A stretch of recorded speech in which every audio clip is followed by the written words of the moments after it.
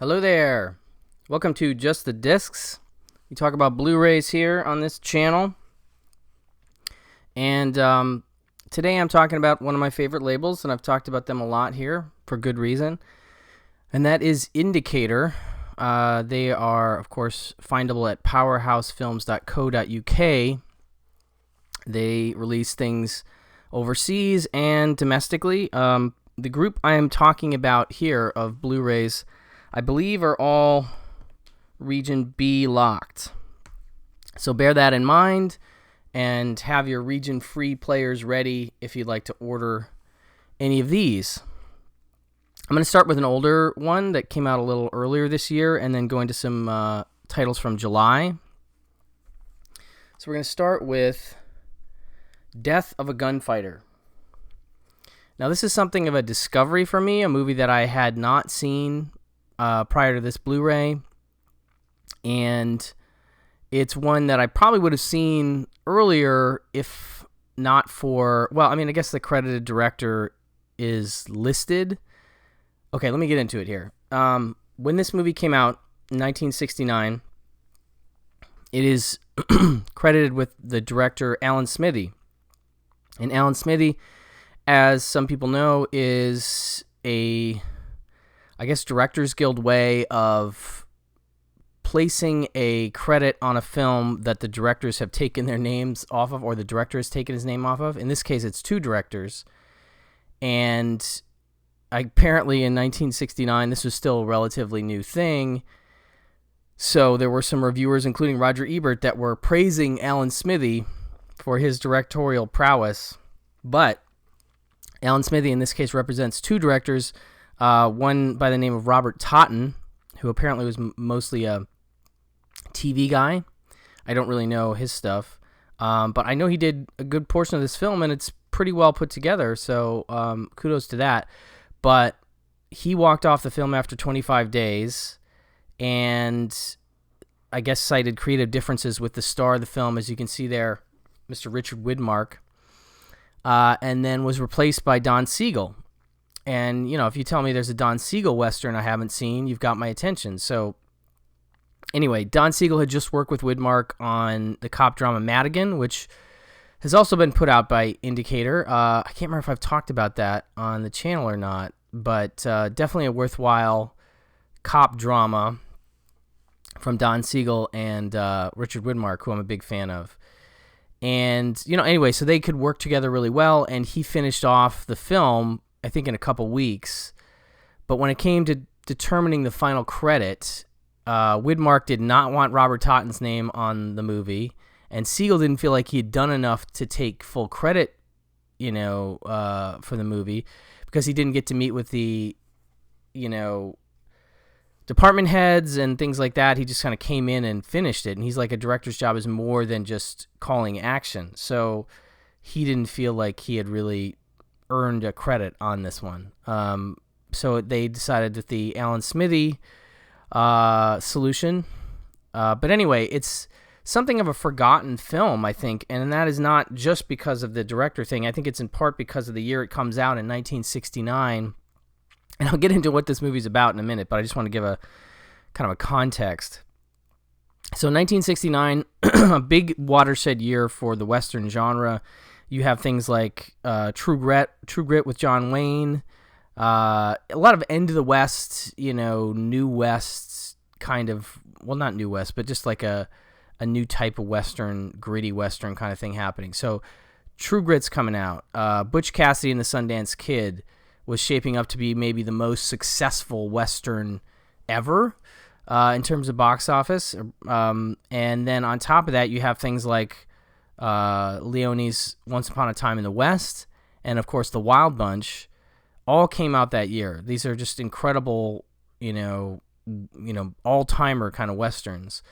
So it's not surprising that, you know, this kind of a Western, which is a little bit more old-fashioned in some ways, but is also acknowledging the end of the West, gets left in the dust a bit.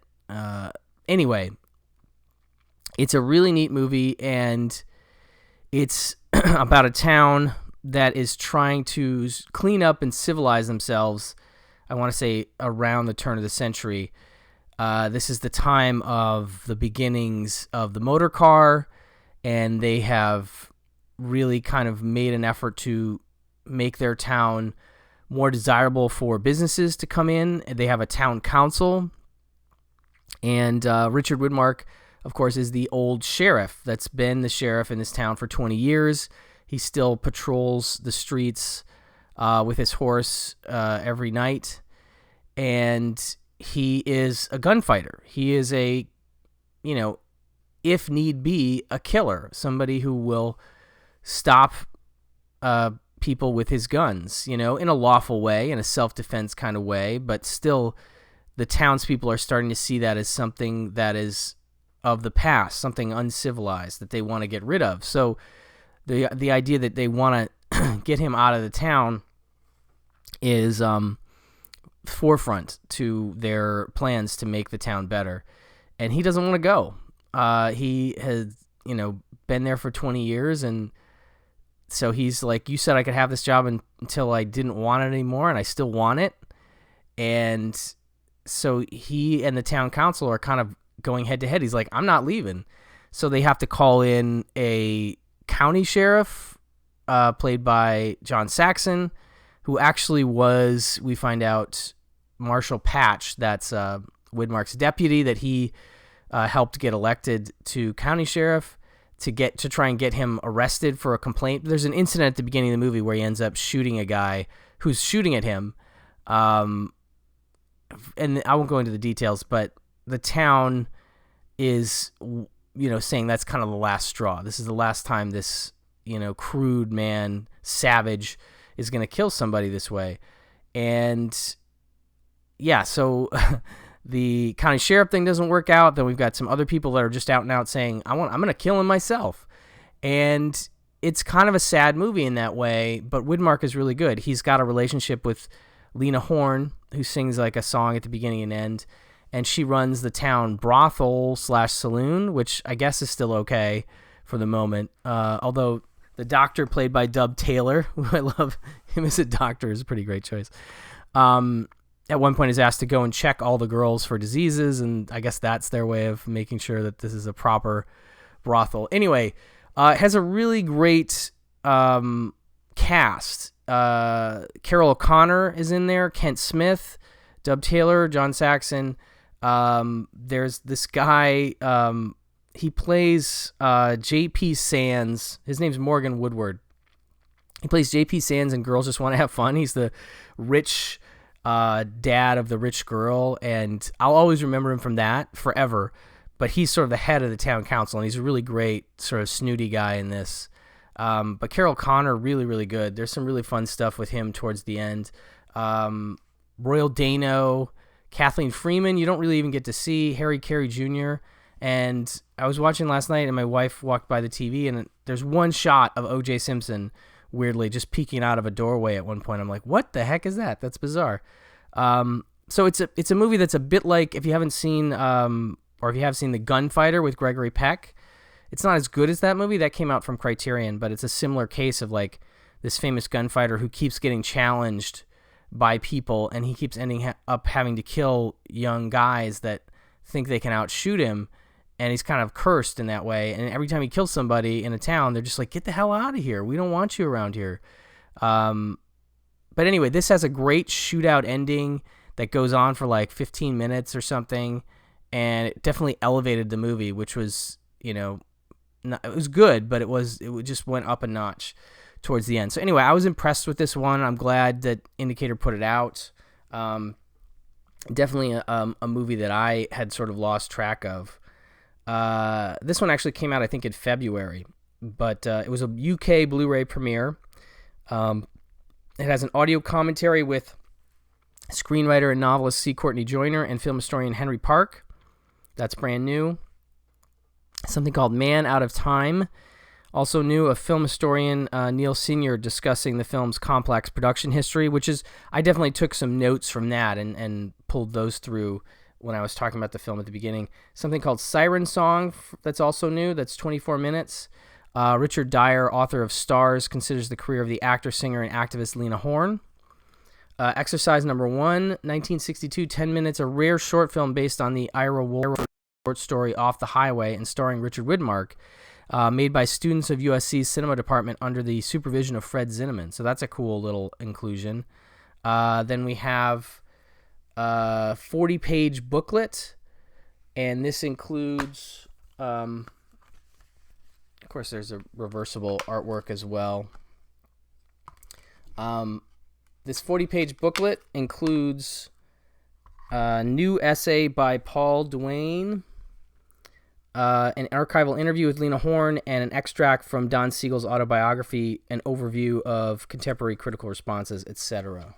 Always love these books. They're like nice matte finish, just really well put together books that they include in the limited editions, and then they'll typically, not always, but typically release a standard edition which does not include that, so you got to get these early to get those wonderful books. So anyway, that's Death of a Gunfighter. Great start. Next up we have Night Has 1,000 Eyes, and this one is a movie that I only discovered, I want to say like 2 years ago. I talked about it on the Pure Cinema podcast, and I really enjoyed this a lot. It's directed by John Farrow, who is, of course, father of Mia Farrow, great director of lots of really solid films. And this is one of the favorites that I've seen recently. It's Edward G. Robinson, Gail Russell, and John Lund, but a great Edward G. Robinson performance. Also has Virginia Bruce and Bill Demarest. And it's a really, really neat movie that's almost like a pre-Twilight Zone-y kind of story. And it's from 1948, if I didn't mention that. It's about a sort of a clairvoyant who tells a wealthy heiress that she will die within a week, and her lover, that's Gail Russell and John Lund, her lover's skeptical, and she thinks he thinks Edward G. Robinson's a con artist who's only after her money, but then he tells some stories that sort of set up his clairvoyance, and it's like a curse for him. Like, he's not happy to have it. Like, the movie opens almost like the end of another movie, like where we have John Lund looking around these rail yards for Gail Russell. He finally sees her at the top of this like water tower, I guess, and she's dropped her purse and stuff. Like, it's clear she's probably going to try and kill herself, and he's able to get to her in time to stop her. But then he takes her to a restaurant to eat, and Edward G. Robinson is there, and he's already said, like, we'll get you some food and a specific dish. I can't remember if it's like fettuccine or whatever. And as soon as they show up, he's like, oh, let's order some food. And like, Edward G. Robinson's like, don't bother. And the waiter shows up with the exact order that they had wanted, like, because he knew his clairvoyance. He used it to order ahead, which is really considerate of him. But anyway, he sits down with them and tells them the story of his clairvoyance. Like, he has this kind of letter reading act that's kind of like something out of Nightmare Alley, if you've seen that great noir film from 1947. I guess it obviously precedes this film by a year. But so they have an act where they have people write down questions on piece of paper and put them in sealed envelopes, and he reads the envelopes through a crystal ball. I forget if they show exactly how they do that, although I feel like they do show the machinations of that sort of thing in Nightmare Alley at some point. But then one particular night, he has a few premonitions, where like he'll say something like, Miss, with the flowers on your hat, you have to go home right now. Your son's in danger. And come to find out later, the kid had found some matches and lit the bed on fire. If they'd not gone home, he would have been killed. And there's a couple more incidents like that where he said it slowly crept up on him that he was suddenly having these visions and that they were accurate. And so there's some of those visions that sort of carry forward through the movie, and he's getting himself in trouble with the law in some sense because people don't believe him, and it's really a great story, and it's wonderfully played in a low-key way by Edward G. Robinson, a very sort of melancholy Edward G., and he's just fantastic in this. It's based on a novel by Cornell Woolrich, who famously wrote Rear Window, among many other things, but he's a great source for a lot of great movies in terms of short stories and novels and things like that. But it's a really well done story, and I was really taken with it. It's a great sort of fusion of film noir and psychological horror. So anyway, this has come out on Blu-ray from Kino Lorber, but this disc definitely outdoes that disc. This is a 2021 restoration from a 2K scan. It may be the same scan as the... I think it might be the same scan as the Kino Lorber. That would make sense. It has an audio commentary by film critics and authors Glenn Kenny and Farron Smith-Neme, and they are a wonderful duo. I really enjoy. They've become something of a regular team that Indicator uses to do commentaries. They complement each other well. They're very enjoyable to listen to and have lots of great facts and observations at their disposal as they do their tracks. There's something called Between Heaven and Earth, a new 24-minute... again, Tony Raines discussing this time the career of director John Farrow, which is a great overview of a director that I enjoy his work very much, although I've heard he was not the best dude as a father or as, in general. But regardless, he did make some good movies. So that's I enjoy the Tony Raines interviews. They're very thorough and, helpful. There's something called Screen Directors Playhouse, Night Has a Thousand Eyes. It's a 1948 30-minute radio play adaptation introduced and directed by John Farrow and starring Edward G. and Bill Demarest, reprising their roles from the film. And so that's always cool, those radio plays. I really enjoy those. You get to hear a different nuance and performance from the actors when they return. It's good stuff. Suspense, The Man Who Thought He Was Edward G. Robinson. This is 1946, a 28-minute playful original radio play tapping into Robinson's distinctive persona, and it stars Robinson, of course. So then we have another great 40-page booklet here. This includes a wonderful essay from a friend of mine, Miss Jill Blake. She does an this whole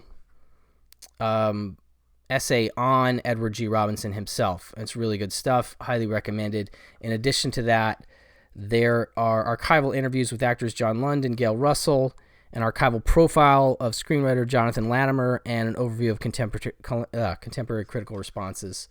But again, a really nice booklet. Don't miss out on this one.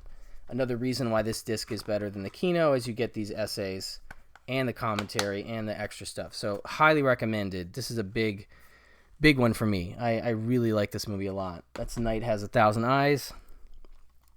Next up, we have Jet Pilot. Now, Jet Pilot is a fun one because it's got a lot of interesting things about it. I'll give you the sort of brief synopsis first. First, it's from 1957, technically released then, but shot perhaps even as early as 1949. That has to do with Howard Hughes' involvement. That's why it's Howard Hughes' Jet Pilot. The only color film directed by the great Joseph von Sternberg. And it brings together John Wayne and Janet Leigh in a Cold War blend of romance and thrills. Their website says, when a Soviet defector, Anna, Janet Leigh, lands her plane on Colonel Shannon, that's Wayne's base, the two soon fall in love and marry. However, after it comes to light that Anna is still spying for her homeland, the couple flee to Russia, putting Shannon in danger from the Soviet authorities. Soon Anna must choose between her love for her husband and her love for her country. I find this movie really amusing. It's kind of cheesy and silly in a way because, it's a very sort of macho Wayne flying a jet, and then they see this jet pilot. They bring the plane down, and lo and behold, she takes off her helmet. It's a woman, and it's Janet Leigh, so she's incredibly attractive, and, Wayne is just immediately befuddled by it. And I've always found that sort of Wayne befuddled by women bit, which he did a lot in a lot of movies, including Rio Bravo, to be entertaining. But then it turns into sort of domestic, rom-com almost, where they're like shopping in Palm Springs and just silly stuff like that. It's just an interesting start to a movie that looks like this cover looks. It looks like it's going to be an air, combat movie, and there is definitely some of that in it. And that's a big part of the appeal for Howard Hughes, who's a big aviator.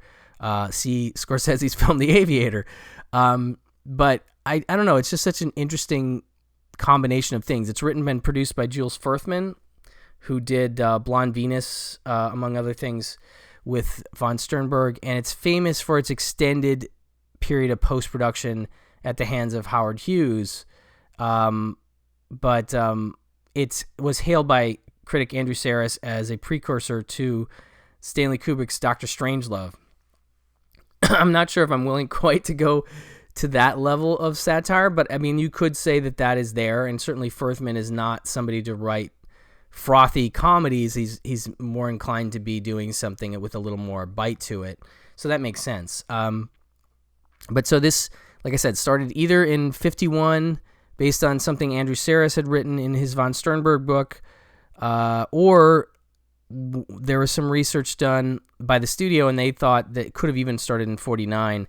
And I guess that Howard Hughes tinkered with it until 1953. It was originally done for RKO, which I think he owned at the time, and RKO was starting to go under by the time they wanted to put it out. I thought they were done in 1959, but I guess 57 was late, and they weren't doing a lot then even.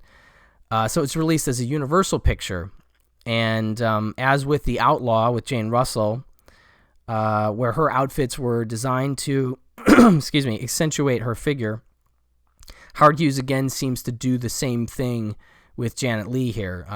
She's given to some very sexy outfits in terms of accentuating her figure as well. Like I said, it's a color film. It's the only color film for von Sternberg, which is interesting. Shot by Technicolor specialist Winton C. Hawk, and it didn't do well at all, in part because it was like 7 years old and a little out of date by the time it came out. But this is another one that's come out from Kino, but this disc has a good deal more to offer, and that's one of the things I love about Indicator. If you are going to double dip with an Indicator title, and this is the Blu-ray premiere for the UK, you're going to get a lot more stuff. So now, the Kino Blu-ray has the alternate presentations, the 137:1 version as von Sternberg originally intended, and then a 185 version as the film was eventually exhibited in cinemas. It's got something called Something in the Air, a 30-minute in-depth analysis of Jet Pilot's protracted production and release by, again, critic and programmer Tony Raines. Very nice overview of the production. It was interesting to learn all that I did from that. Something called The Town from 1943, a 12-minute Joseph von Sternberg contribution to the war effort, a short film about a typical small town in the U.S., made as part of the American Scene film series. Includes a textless opening sequence. And then, of course, the limited edition 36-page booklet. Now, this case, it includes an essay from the previously mentioned Glenn Kenny, and an extract from Joseph von Sternberg's autobiography, and archival interviews with von Sternberg, and an overview of contemporary critical responses, etc. So you're getting some nice essays in here, and interviews, and photos. I really love these books. They're really one of the great things about Indicator releases. So anyway, you don't need your Kino Blu-ray. I love even the disc is kind of trying to be sexy. So that is Jet Pilot, which again, I'm a fan of this period John Wayne, and it's a fascinating one. Like I said, with all that's involved between von Sternberg and Jules Furthman, John Wayne and Janet Leigh, it's fun for me anyway. All right, let's move on to another von Sternberg. We have from 1929. This is Thunderbolt, and he did this for Paramount, and it stars George Bancroft and Fay Wray. It's the first sound film from von Sternberg, so we have his only color film, we have his first sound film, And he made this just prior to his celebrated series of collaborations with Marlene Dietrich, of course. It says murderer Thunderbolt Jim Lang, that's Bancroft, is arrested and imprisoned with the help of his former Moll Ritzie, that's Fay Wray. Whilst on death row in Sing Sing, Jim enacts his revenge by framing Ritzie's lover, Bob, Richard Arlen, for a crime he didn't commit. And this has a screenplay by Herman J. Mankiewicz, who wrote Citizen Kane, and Joseph L. Mankiewicz, Suddenly Last Summer, and adapted from a story by Jules Furthman, again. So Thunderbolt is a classic pre-code crime thriller, and it's pretty fun. It's a little static in its compositions, I think in part because of the sound equipment. It feels a little more reined in some sense by the technical limitations, I would imagine. But definitely an enjoyable pre-code crime thriller for sure. This one has some cool stuff included. This is another one that's come out from Kino, but this is a better disc here as well. This has an audio commentary with film critic and writer Nick Pinkerton. Actually, I think that commentary was included on the Kino disc, and it's a great track. So a wonderful inclusion with Nick Pinkerton, one of my favorite commentators. The Guardian interview with Fay Wray. This is a 90-minute interview from 1990. It's an archival recording of the famed actor in conversation at the National Film Theatre in London. I love the Guardian interviews they are able to dig up for these discs, Indicator that is.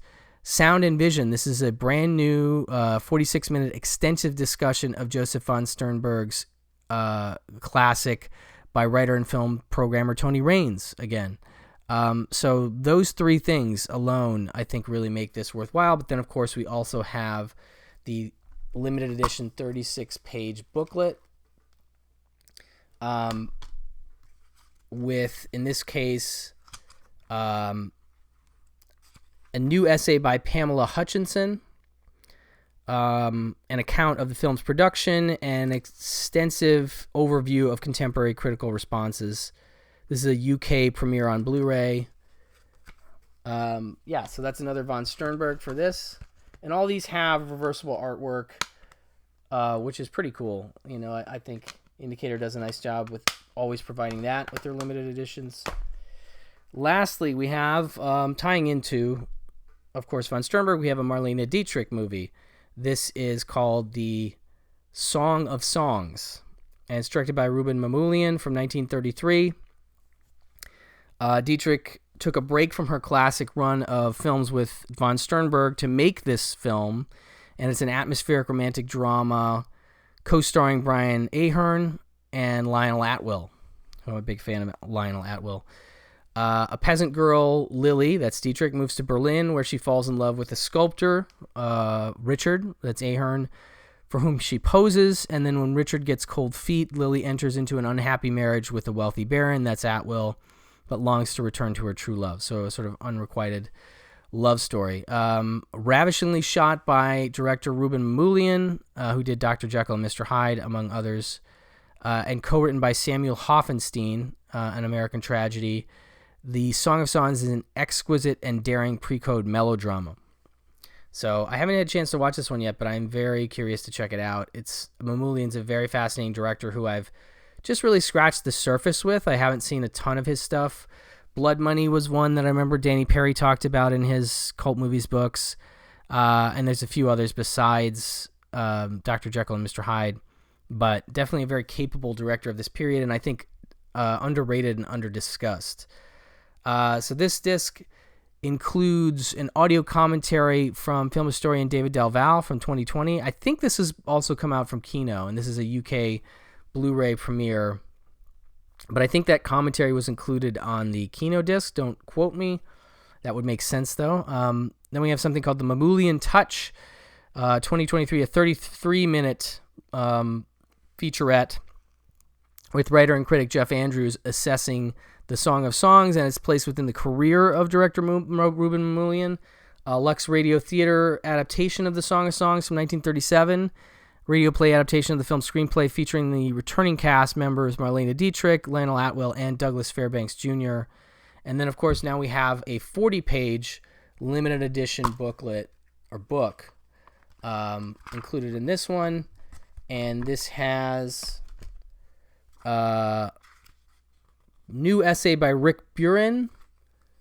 An archival profile of Ruben Mamoulian, and an archival interview with Mamoulian conducted by film critic and author Andrew Saris, who's come up a lot during this episode, discussing the director's pre-cinema career and overview of contemporary critical responses, etc. So, very nice booklet with the Song of Songs. So, that will do it for this round of Indicator releases. I love the variety of stuff they do. We've gotten some cool box sets from them. We've gotten a lot of, classic film stuff. And, like I said, these come out from Kino, but they bring them up a notch, and I respect that. I respect that they aren't afraid to dive into a film that's already been released and do their best to create their own version of it in terms of the extras, and doing a wonderful job. But like I said, highlights for this one for me are Night Has a Thousand Eyes, Death of a Gunfighter, and Jet Pilot. All three are very enjoyable films in my mind. And Thunderbolt is fun too. Song of Songs I can't wait to check out. So anyway, thank you so much for watching. Thank you so much for listening. And I will talk to you soon. Bye-bye.